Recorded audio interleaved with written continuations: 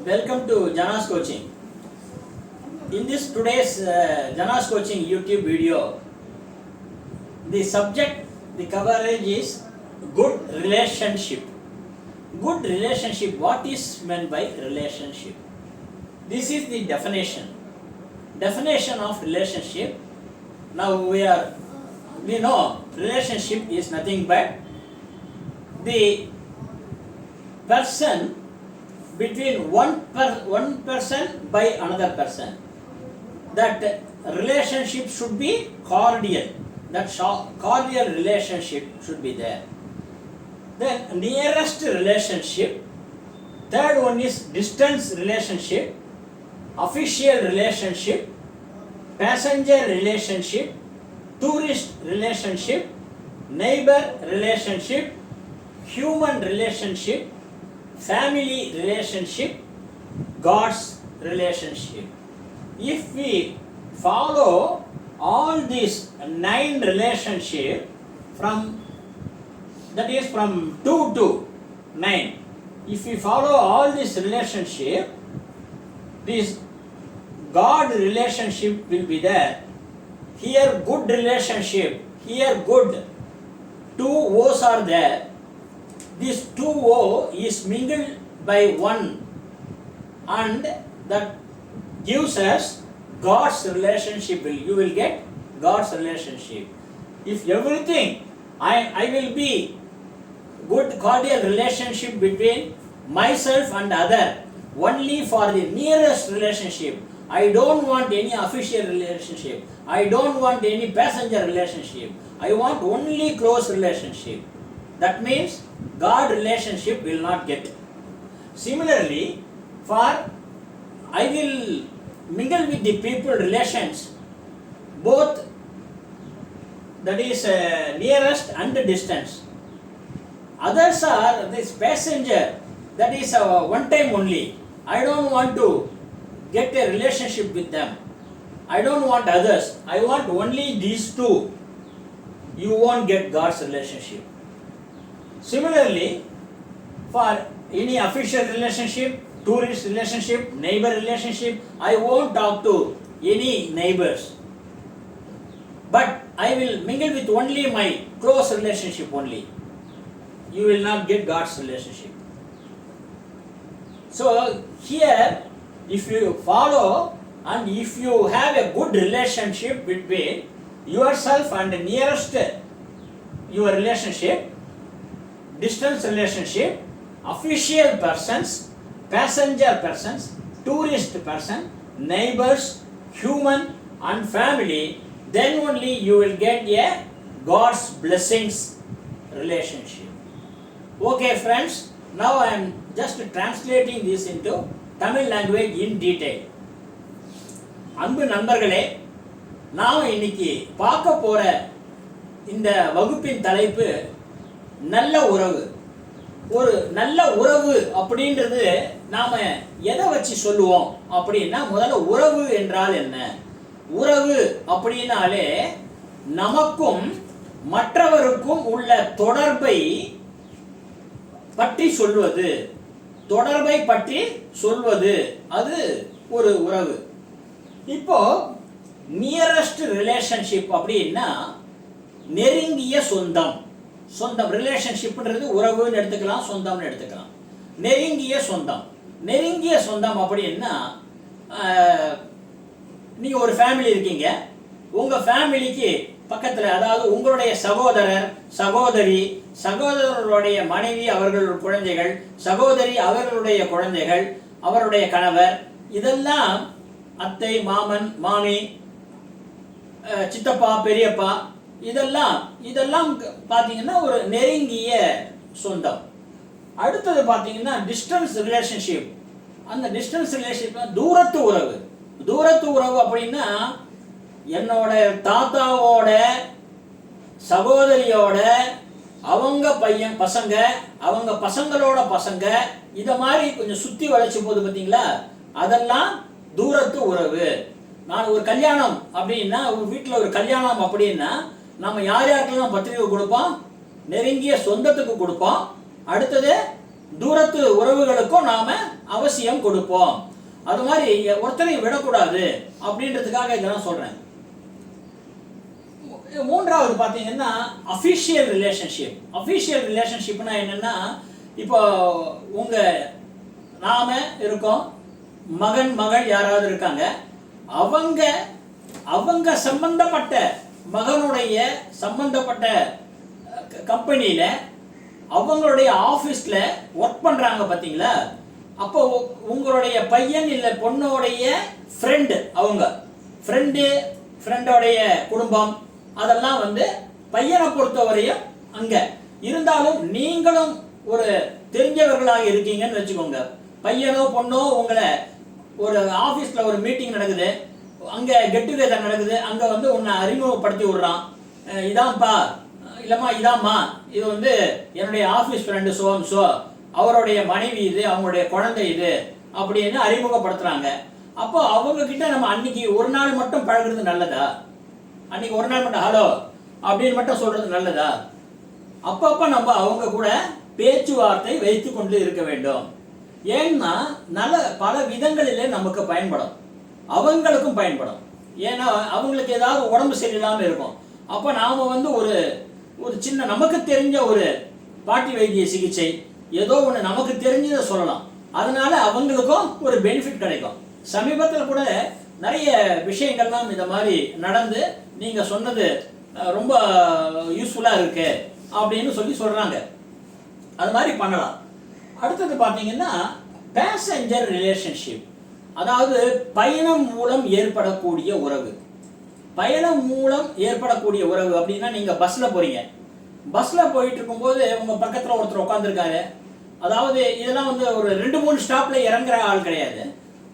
ரொம்ப தூரத்துக்கு போகிறாங்க, ஒரு 3 hours ஜேர்னி 4 hours ஜேர்னி பஸ்ஸில் உட்காந்துட்டு போகிறாங்க, இல்லை ட்ரெயினில் ட்ராவல் பண்ணுறாங்க, ஷிப் ஏரோப்ளேன், இவங்க இந்த மாதிரி அந்த பேசஞ்சர்ஸாக வரவங்க கொஞ்சம் பேசிட்டு வருவாங்க இல்லைங்களா. பக்கத்தில் இருக்கும்போது சாதாரணமாக பேசிட்டு வருவாங்க. அப்போ பேசிட்டு இருக்கும்போது அவங்களுடைய ஆட்டிடியூட் நல்லா இருந்தால் அவங்களுடைய ஃபோன் நம்பர் நாமே கேட்டு வாங்கி கொள்ள வேண்டும். அவசியம் அந்த நம்பரை வாங்கிக்கணும் நம்ம. அது மாதிரி அவங்களும் நம்ம நம்பரை வாங்கிப்பாங்க. அப்போது ஒரு பேச்சுவார்த்தை அப்படின்னு ஒன்று வச்சுக்கிறது நல்லது. இப்போ சமீபத்தில் நம்ம ஏதாவது ஒருத்தர் போய் பார்க்குறோம். நீங்கள் அன்றைக்கி ஒரு மும்பை போயிருப்பீங்க, இல்லை டெல்லி போயிருப்பீங்க, அந்த நேரத்தில் பார்க்கலாம். இல்லை பக்கத்தில் நியர்பை சிட்டிஸ், வேறு சிட்டிக்குள்ளேயே கூட நீங்கள் ஏதாவது ஒரு இடத்துல ஒருத்தரை பார்த்துருக்கலாம். அவருடைய பேச்சு உங்களுக்கு நல்லா கவர்ந்த பேச்சாக இருக்குது, அவர் கூட பேசினா உங்களுக்கு மனசுக்கு ஆறுதலாக இருக்குது. அப்போ அவங்களுடைய ஃபோன் நம்பரை வாங்கிட்டு நீங்கள் அப்பப்போ பேசிகிட்டு இருந்தால் உங்களுக்கும் பல அரிய தகவல்கள் கிடைக்கும், நமக்கும் நல்ல ஒரு விஷயம் இருக்கும், அவங்களுக்கும் நம்மளால முடிந்த உதவிகள் செய்ய முடியும். ஒருத்தரே சொல்கிறாருன்னு வச்சுக்கோங்களேன், சார் இது மாதிரி என்னுடைய பையனோ இல்லை பொண்ணோ அவங்களுக்கு இந்த ஸ்கூலில் நான் இது பண்ணலான் இருக்கேன், எனக்கு யாரும் ஆள் தெரியாது, உங்களுக்கு ஏதாவது தெரிஞ்சவங்க யாராவது இருந்தால் சொல்லுங்கள் சார்னா நம்ம ரெஃபரன்ஸை கொடுக்கலாம், நீங்கள் அங்கே போய் பாருங்கள் சார் அப்படின்னு சொல்லலாம். சில பேர் நிலம் வாங்கியிருப்பாங்க, நிலம் வாங்கிட்டு அதுக்கு தகுந்த அங்கீகார பதிவுகள் இதெல்லாம் பண்ணணும், அனுமதிகள் வாங்கணும், அதுக்கு முறை தெரியாது, எனக்கு எப்படின்னு தெரியாது அப்படின்னு சொல்லுவாங்க. அவங்களுக்கு நம்ம உதவலாம். இதை மாதிரி சில விஷயங்கள்லாம் நாம் பண்ணுறதுக்கு நல்லா இருக்கும். அப்போ குட் ரிலேஷன்ஷிப் கிடைக்கும். அப்போ அந்த பேசஞ்சர் ரிலேஷன்ஷிப்பு நல்ல ஒரு குட் ரிலேஷன்ஷிப்பு. இவர் இருந்ததுனால தான் எனக்கு இந்த வேலை கொஞ்சம் நல்லபடியாக முடிஞ்சுது, எனக்கு ரொம்ப ஒரு வியாதியில் இருந்தேன், அந்த வியாதியில் எனக்கு இருக்கும்போது தானோ தன்னுடைய மனைவியோ இவங்க மாதிரி இருக்கும்போது இன்னார் உதவி செஞ்சு இந்த ஆஸ்பத்திரிக்கு போன்னு சொன்னார், அந்த ஆஸ்பத்திரியில் போனதுனால நல்லபடியாக குணமாச்சு அப்படின்லாம் சொல்கிறதுக்கு உதவியாக இருக்கும். இந்த பேசஞ்சர் ரிலேஷன்ஷிப் அப்படின்னு சொல்லக்கூடிய பயணத்தின் உறவு, பயணம் மூலம் ஏற்படக்கூடிய உறவு, அது நல்ல ஒரு இதுவாக இருக்கும். அடுத்தது டூரிஸ்ட் ரிலேஷன்ஷிப். டூரிஸ்ட் அப்படின்னா என்னன்னா, ஒரு டூர் ப்ரோக்ராம் மாதிரி போறீங்க, நீங்கள் நார்த் இந்தியா சைடு போறீங்க, இல்லைன்னா இங்கே மகாபலிபுரம் இந்த மாதிரி இடத்துக்கு நீங்கள் தனியாக உங்கள் ஃபேமிலியோட போயிருக்கீங்கன்னு வச்சுக்கோங்க. அங்கே போகும்போது அந்த இடத்துல நிறைய பேரை நீங்கள் ஏதாவது மீட் பண்ணலாம். இந்த மகாபலிபுரம்ன்ற இடத்துல இந்த டூரிஸ்ட் பிளேசஸ், இப்போ பாண்டிச்சேரி அரவிந்தோ ஆசிரமம் அங்கே போகிறீங்க, அந்த மாதிரி ஒரு இடத்துல போய் நீங்கள் தர்ஷன் பண்ணுறதுக்கு போகிறீங்க, டெம்பிளுக்கு போகிறீங்க. அப்போ அந்த டெம்பிள் போகும்போது அந்த இடத்துல உங்களுக்கு யாரோ சில பேர் பழகுறாங்க, நல்ல அவங்களுடைய அப்ரோச் நல்லா இருக்கு, பேசுறீங்க, அப்போ அதெல்லாம் வந்து நாம அவங்களுடைய நம்பர் வாங்கி கொண்டு நாம அவங்களுக்கும் உதவி செய்யறதுக்கும் அவங்க நமக்கு உதவி செய்யறதுக்கும் வழிவகுக்கும் அப்பப்போது பேசி கொண்டிருக்க வேண்டும். அப்பப்போ நம்ம வந்து அதாவது டெய்லி பேசணுன்றது இல்லை, ஒரு மாசத்துக்கு ஒரு தடவையாவது இல்லை ஒரு 3 வாரத்துக்கு ஒரு தடவையாவது ஏதாவது ஒரு எப்படி இருக்கீங்க என்ன ஏதுன்னு கேட்டுக்கிட்டு இருந்தா கூட நல்லது. இது வந்து டூரிஸ்ட் ரிலேஷன்ஷிப். நெய்பர் ரிலேஷன்ஷிப் அப்படின்னா என்னன்னா, வீட்டுக்கு பக்கத்துல இருக்கக்கூடிய நம்ம வீட்டுக்கு பக்கத்துல வசிக்கக்கூடியவர்கள் அவர்களுடைய உறவு முறைகள் அவங்க கூட நம்ம பேசிட்டு இருக்கணும். எப்படி இருக்காங்க என்ன யாருக்காவது உடம்பு சரியில்லையா அவங்க போய் நம்ம போய் ஹெல்ப் பண்றது பார்க்கறது, அது அவங்களுக்கு ஏதாவது உதவிகள் தேவைப்பட்ட செய்யறது, மற்றவர்களுக்கு உதவி செய்யலாம். அதே மாதிரி அவர்களுடைய நம்ம உறவு முறை வைத்துக் கொள்ளும் போது அவர்களுக்கும் மன ஆறுதல் கிடைக்கும். நமக்கு நம்மளுடைய மனசை சங்கடப்பட்டு இருக்கும்போது ஆறுதல் வார்த்தைகள் சொல்ல வராங்க அப்படின்னு இருக்கும். அவங்க வீட்டில் ஒரு பையனோ பொண்ணோ படிச்சுக்கிட்டு இருக்காங்க, உங்களுக்கு படிப்பு நல்லா இருக்கும், ஒரு டியூஷன் எடுக்கக்கூடிய அளவுக்கு திறமை இருக்கும் அப்படின்னா உங்களால் முடிஞ்ச அளவுக்கு நீங்கள் அவங்களுக்கு பாடம் சொல்லி கொடுக்கலாம். இந்த மாதிரி விஷயங்களை செய்யலாம். இப்போ ஒரு பையனுக்கு பாடம் சொல்லி கொடுக்கணும் அப்படின்னா ஒரு ஆண் பாலாக இருந்தால் அந்த பையனுக்கு பாடம் சொல்லி கொடுக்கலாம். அதே இது எதிர் வீட்லேயோ மேல் வீட்லேயோ பக்கத்து வீட்லேயோ ஒரு பெண் குழந்தை இருக்கு, ஒரு அதுக்கு பாடம் சொல்லி கொடுக்கணும் அப்படின்னா தன்னுடைய மனைவி இல்லை சகோதரி யாரையாவது ஒருத்தரை எதிர்த்தா போல உட்கார வச்சுட்டு அதுக்கப்புறமா பாடம் சொல்லி கொடுக்கறது தான் எத்திக்ஸ் அப்படின்னு சொல்லிட்டு, அடுத்ததாக நாம பார்க்கறது ஹியூமன் ரிலேஷன்ஷிப், மனித உறவு. இது மனித உறவு அப்படின்னா என்னன்னா, இப்போ அதாவது மிருகத்தனம்னு ஒன்று இருக்கும், மனுஷத்தனம்னு ஒன்று இருக்கும், ராட்சசத்தனம்னு ஒன்று இருக்கும். அதாவது என்னன்னா, நாம ஒரு ரோடில் போயிட்டு இருக்கும்போது ஒருத்தவங்களை போட்டு அடிச்சுட்டு இருக்காங்கன்னு வச்சுட்டு இருக்காங்க. ஒரு சாதுனா சாது ஒருத்தர் அவரை போய் அடிச்சுட்டு இருக்காங்கன்னு வச்சுக்கோங்களேன், ஒரு ரவுடி அடிச்சுட்டு இருக்கான் அப்படின்னா நாம அங்க போய் நின்றா நமக்கு தான் கெட்ட பேர் வரும் அப்படின்னு நினைச்சு கொஞ்சம் பயந்து ஒதுங்கி நிக்கலாம், தப்பு கிடையாது. ஆனா அவங்க அடிச்சுட்டு போன உடனே அதுக்கப்புறமா அவருக்கு சோடா வாங்கி கொடுக்குறதோ ஒரு ஏதாவது பண்றதோ இல்லை விபத்து ஏதாவது ஒரு ஸ்கூட்டர்ல வந்துட்டு இருக்காரு கீழே விழுந்துட்டாரு, அப்போ அவருக்கு வந்து ஒரு லோ சுகர் வந்து கீழே விழுந்துட்டாரு அப்படின்னா அவருக்கு வந்து உதவி பண்றது, ஒரு வயசானவங்க கீழே ரோட்ல விழுந்துட்டாங்க இல்லை ரோடு கிராஸ் பண்ணணும் அவங்களுக்கு உதவி பண்றது, இதெல்லாம் வந்து ஹியூமன் ரிலேஷன்ஷிப். மனிதர் மூலமாக மனிதனுக்கு மனிதன் உதவி செய்கிறது.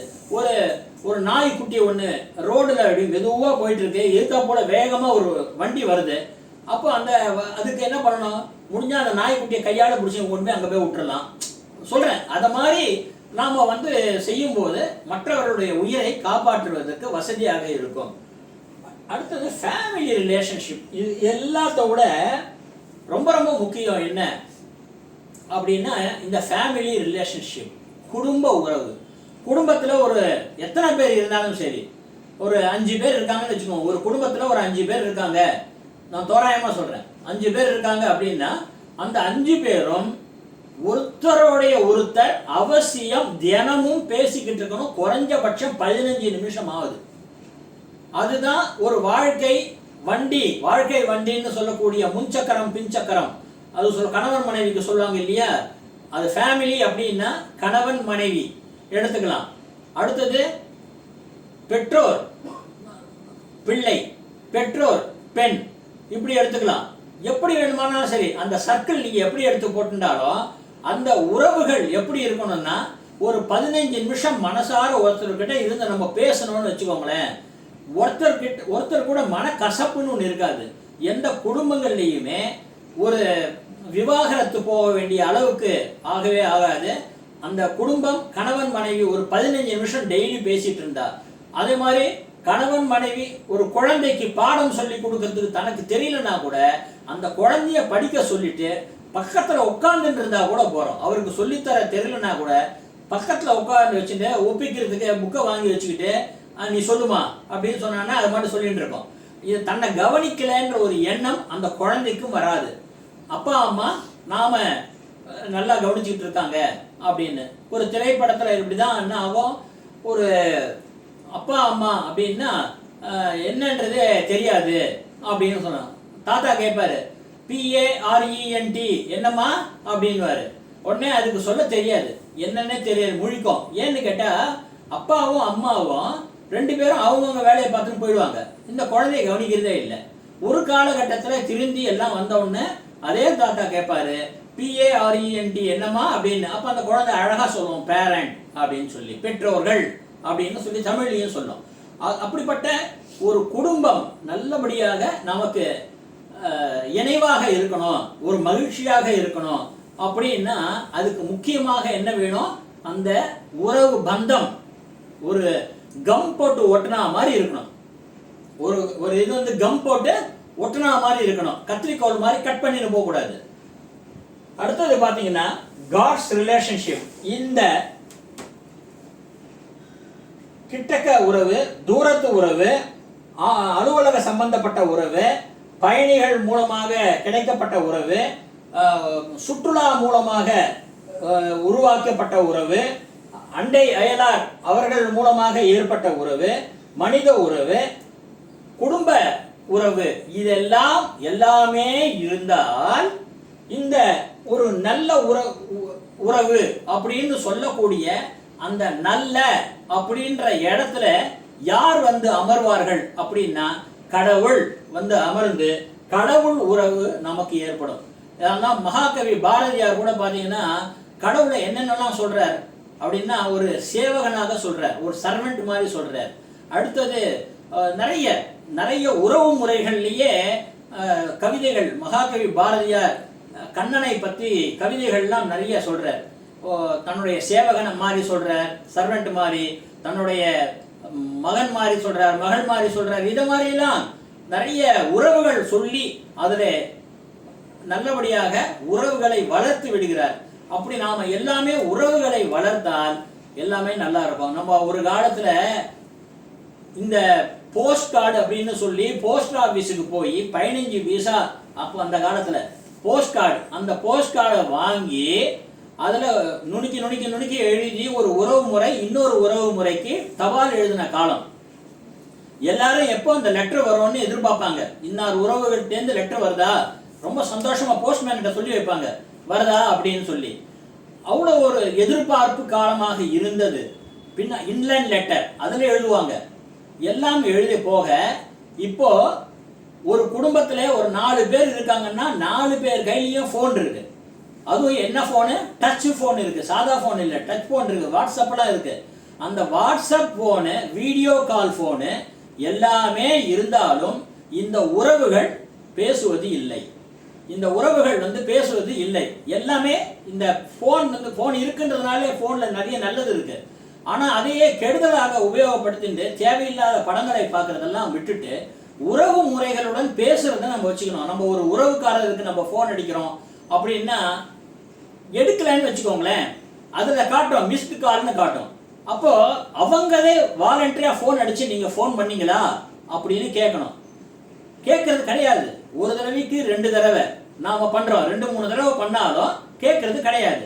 ஒரு சில சமயத்துல ஃபோன் பண்ணும்போது அதே நபருக்கு ஃபோன் பண்ணும்போது அவங்க என்ன பண்றாங்க, நான் ஹாஸ்பிட்டலில் இருக்கேன், கோவிலில் இருக்கேன், வெளியே எங்கேயோ இருக்கேன், அப்படின்னு மார்க்கெட்டில் இருக்கேன் அப்படின்னு சொல்றாங்க. சரி, முடிச்சாச்சுன்னா அதுக்கு அப்புறமா அவங்க வந்து என்ன சொல்லணும், நான் இதை மாதிரி மார்க்கெட் போயிருந்தேன் நீங்கள் ஃபோன் பண்ணும்போது, இல்லை ஆஸ்பத்திரிக்கு போயிருந்தேன், கோவிலில் இருந்தேன், என்னால் ஃபோன் எடுக்க முடியல, அப்போ எதுக்காக பேசுனீங்க அப்படின்னு அந்த உறவு முறை பேரை சொல்லி உறவு சொல்லி அது சொல்லும்போது யார் ஃபோன் பண்ணாங்களோ அவங்களுக்கு ஒரு மகிழ்ச்சியாக இருக்கும். ஆஹா, கூப்பிட்டுருக்காங்க பரவாயில்ல அப்படின்னு. சில உறவு முறைகள் இன்னும் சில பேர் இப்படி தான் இருக்காங்க. அதனால நல்லதாக இருக்க வேண்டும், அவர்களுக்கு உறவு முறைகள் வேணும் அப்படின்னா கண்டிப்பாக கடவுளுடைய உறவு முறை வேணும். அப்படின்னா இதெல்லாம் செய்தால் உங்கள் எல்லோருக்குமே ஒரு நல்ல குட் ரிலேஷன்ஷிப் மூலமாக கடவுள் ரிலேஷன்ஷிப் உங்களுக்கு கிடைக்கும் அப்படின்னு சொல்லி இந்த குட் ரிலேஷன்ஷிப் யூடியூப் ப்ரோக்ராம் வகுப்பு நாம இன்னைக்கு பூர்த்தி பண்ணிக்கிறோம். நன்றி.